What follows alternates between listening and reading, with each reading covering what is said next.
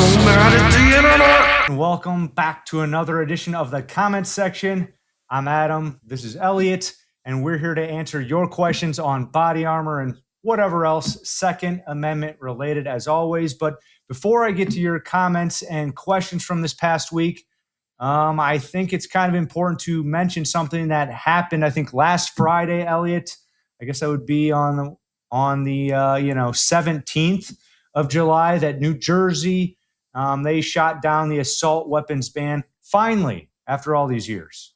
I am very proud of them, and we have many states to go. Hopefully the Vermontes case that Supreme Court has decided to take up will do that, but looks as though the Third Circuit finally some federal judges decide to read shall not be infringed for shall not be infringed, and simply pointed out the obvious, which is that so-called assault weapons and quote-unquote large capacity magazines, which are just normal magazines, bans on that are obviously unconstitutional, just on their face. We don't have to have a long discussion about it. And so, yeah, that has been struck down in New Jersey. I don't know if they're going to appeal that, but if they do, I mean, go ahead, buddy. Please appeal the mag ban to SCOTUS. Let's see how that goes.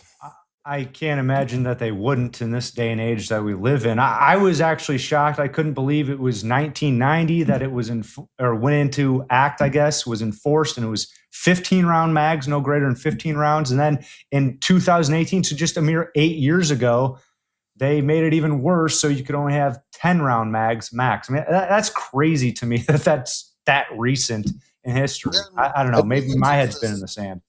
You know, we looked into this with the federal assault weapons ban. I think that was that 94 to 2004. DOJ did a study on this and found that, of course, as expected, this has a negligible effect on crime. Essentially none at all, especially because the assault weapons ban in particular mostly affects rifles. And as we know, we've discussed it time and time again, rifles of any kind are an exceedingly sort of small minority of all homicides with firearms. It's 20%.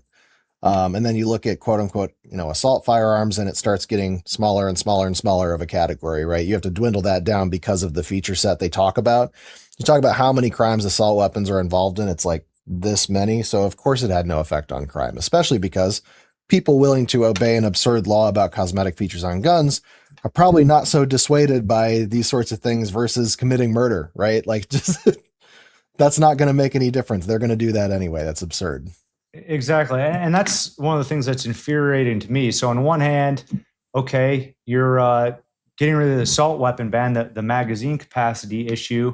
But then, in the news all this week so far is the stupid flock cameras, right? So on one hand, you're getting more of your freedom back in New Jersey, but then nationwide, this flock camera, which has been going on for quite a while now, as they've been adding more and more and more.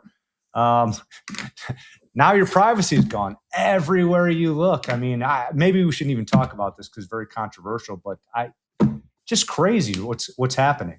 Well, I'm sure you might have seen the story about the creep that was like a chief of police or something like that somewhere that was staring at some little girl's gymnasium class or Gymnastics something. Class, yeah. Why did they have that in there at all? Why is it there? Like, what are you doing? They said it was, it's for a demo for like clients or something like that, but they didn't look at any of the other 400 cameras in that town or something. The whole thing's absurd on its face because just like the assault weapons ban, it's posited that they're going to use this for some sort of crime control and prevention, which on its face is absurd because they're letting people out of prison right now that are committing heinous crimes on cameras as is. They're not imprisoning them. So you can't tell me that the people who have no interest in public safety today will suddenly have an interest in public safety tomorrow. I will say, post-COVID, I don't know how you could possibly sell this idea after the government, locked people in their houses and tried to force them to get injections and the whole thing. It's absolute madness that anybody who lived through that could bite onto this and just go, yeah, that seems fine. I think they're going to do something all right with this. It's going to be fine. Well, they didn't sell the idea. They just did it, right? They're trying to sell it, and it's entertaining to see how many people are absolutely not biting on it, which is both on the right and the left. The people that are like, we should have this, there's like this many of them.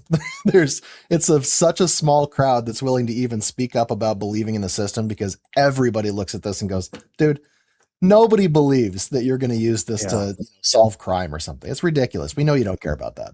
Yeah, only the ones on social media in favor are the ones who are getting payment. I would have to think maybe there are some absolute maniacs out there who would actually want it. But anyway, maybe we should get off that topic. I don't know, and answer some of the comments and questions we received in the past week. The first one has to do specifically with some of our products, our plates. This person asked, what's the difference between the 1155 Gen 2 plates and the 1165 Gen 2 plates besides the weight? Does it hold up better? Can it take harder hits? What's your answer, Elliot?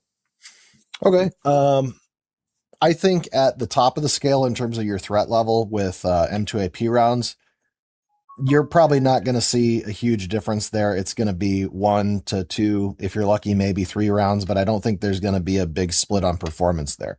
Where you are going to start seeing splits on performance is probably going to be in smaller rounds like 5.56.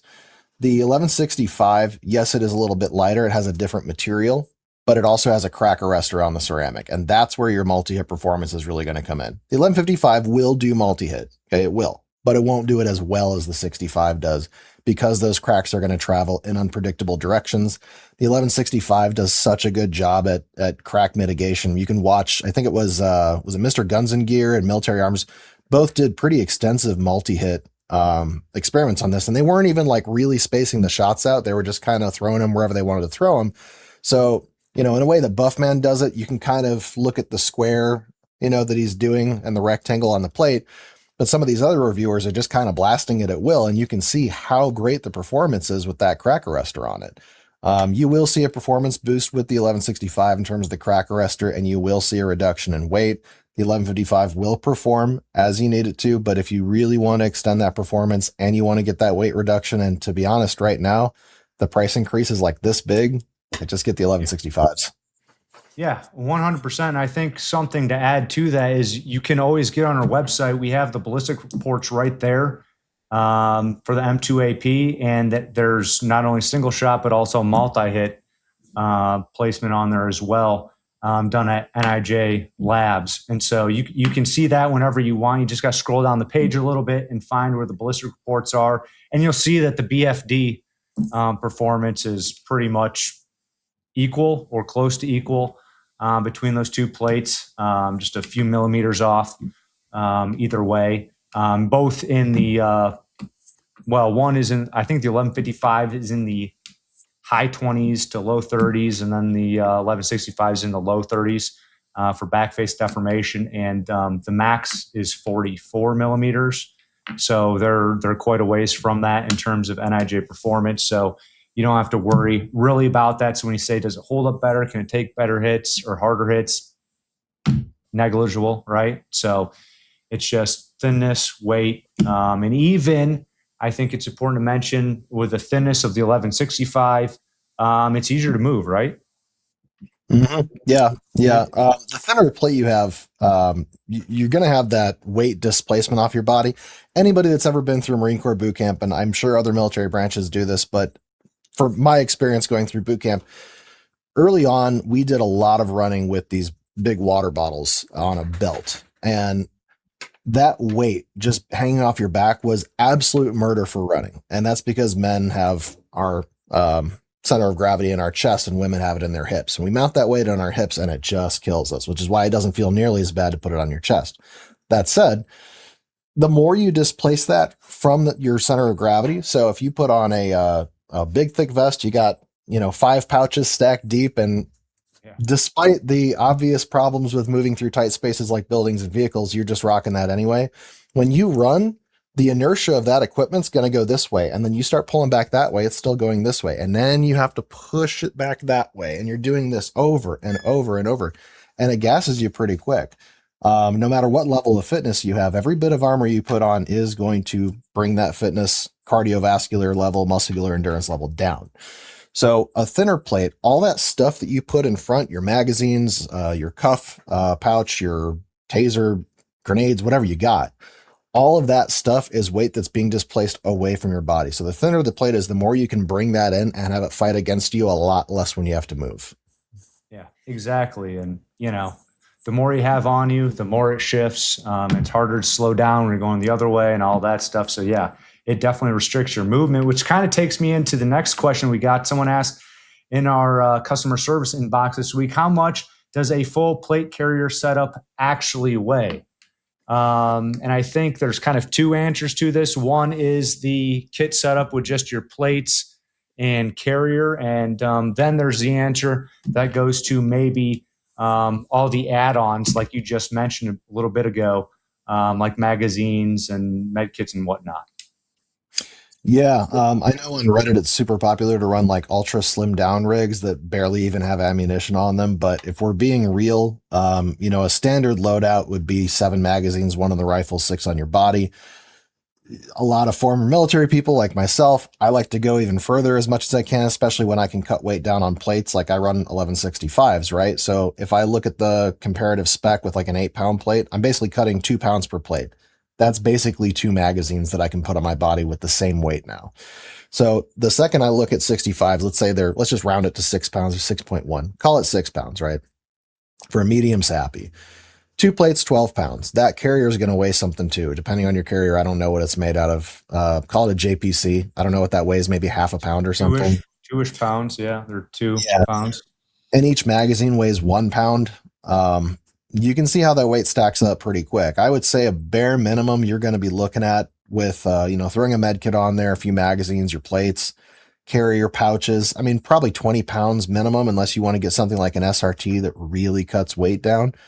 Bare minimum 20 pounds. More commonly, I think, once people really gear stuff up and they put shoulder pads and camelbacks and whatever else they do, probably 30 pounds. And that is a far cry from how bad it used to be when we had really big, thick, soft armor inserts and the full big wraparound vests. I mean, those could easily be 40, 50 pounds. So we have come a long way with these lighter weight level 4 plates. So you can get a lighter weight plate setup even with level 4 plates. You don't have to sacrifice the protection. That's what we're trying to do with the 65s, right? You can carry more ammo for the same weight, or you can just cut the weight down wholesale, your choice. Exactly. So you can figure that out depending on the setup that you want. Like Elliot mentioned, an SRT setup's going to, minimum about 7.5 pounds for the plate and carriers, or the plates and carriers. And then, like you mentioned, 1165s, you're looking 13, 14 pounds for the plates and the carrier. So whatever you add on to that will be your weight. And so Elliot, obviously, some good insight on overall weight that you probably get with some of those things. But the final question I have here today is, what's the difference between marketing claims like the word bulletproof and what actual armor performance is? Yeah, I mean, the old term bulletproof vest was, popularized, I think, by Hollywood or something back in the 90s. But in the modern era, most companies have correctly shied away from this term because, technically nothing is bulletproof. I mean, how would you even define that, right? A soft armor vest won't stop rifle rounds. So is it bulletproof? How many bullets? What kind of bullets? What velocity? What grain, right? Is it hollow points or full metal jacket or penetrate? Like you can't put that kind of a label on body armor. There's too many variabilities that can be introduced in that to cause a failure, which then goes, oh, well, it's not bulletproof. Like, right, you shouldn't have said that it was. Most legitimate manufacturers, and I would say almost all of them, are never going to use the term bulletproof except to talk about the term bulletproof. It's not something that you want to see on a product, because if somebody claims their product is bulletproof, they don't know enough about what they're selling. Yeah, you should get out of there if someone says that. And that's what's troubling to me as someone who's kind of in the nerdy side of the industry with SEO and search engine optimization. And you see how many people every month search for bulletproof body armor. It is a little bit concerning as a body armor manufacturer to see how many people search that as being ubiquitous with our industry, because it's just not a thing. It kind of gives me the impression is, see a guy just stand there behind the bulletproof glass, and they stand there and just watch the rounds just blast in there and they're safe. It's not the case with body armor, right? You can't just stand there and be shielded. And I see a lot of these ads on especially meta platforms, and Instagram might be the worst one. These like Chinese companies or like Far Eastern European people that are just kind of like sending out cheap Chinese stuff to American markets to make a quick buck. And these guys will go out there and they'll go, I'm wearing this vest and it is so much lighter and more flexible than my old vest. I'm like, first of all, you've never worn body armor before because even modern vests aren't that flexible. But what you're trying to compare that to is rifle rated armor. Do you really want to have that kind of a discussion between soft armor and hard armor? Because I would merely point out to you that any rifle will go right through that. You know, it's not even appropriate to make that kind of a, I think, comparison other than to say, do you expect, rifle or pistol fire? Right. It's fine if you want to make that trade-off, but you should understand that trade-off. And it's the same people that use Bulletproof that will go, oh, you don't need those hard plates. Just get my soft armor. Like, come on, man. Yeah. Bottom line, if you're on a website selling armor and they say Bulletproof, just get out of there and get to a reputable source, no matter who that is. And you should be safe there. But that was the last question that I had for this week. I don't have anything else for you, Elliot, so we'll close up this edition of the comment section. If you have any questions for us about body armor or anything else Second Amendment related, go ahead and leave us a comment down below or shoot us an email at customerservice@rmadefense.com, and we may just answer your question in the future right here. Thanks, guys.